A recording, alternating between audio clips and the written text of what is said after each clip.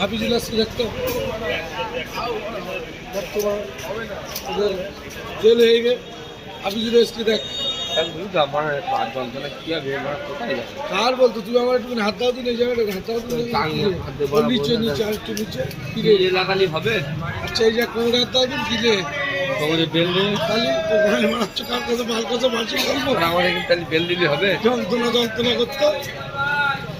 আমি যা রয়েছি বেল্টের বলে রয়েছি মাল বলো আমার পার উপরে আমি চলে যাচ্ছি রোজার মাসে তুমি লোবা না জানি তুমি কিন্তু দাও বেরোবে পিটি দেবো দাও পিটি ওখান দাও।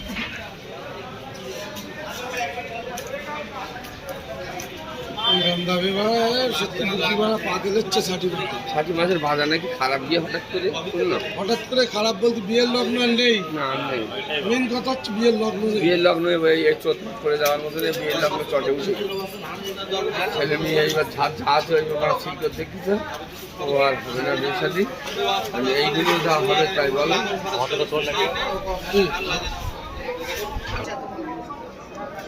কে রেট কত তো কত অর্ডার করার ফার্স্টে বলে দিবি সব বলবি তাহলে এই বিদ্যুৎ বুড়োই কি বলছিলে কি মাছ বলছিলে একটা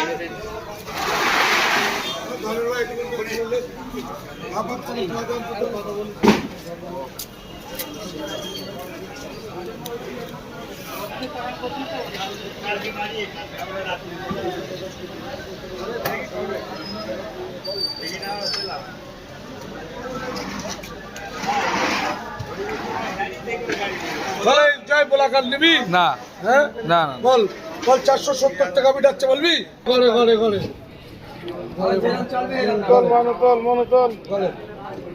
লিখে দে লিখে দে লিখে দে মাছ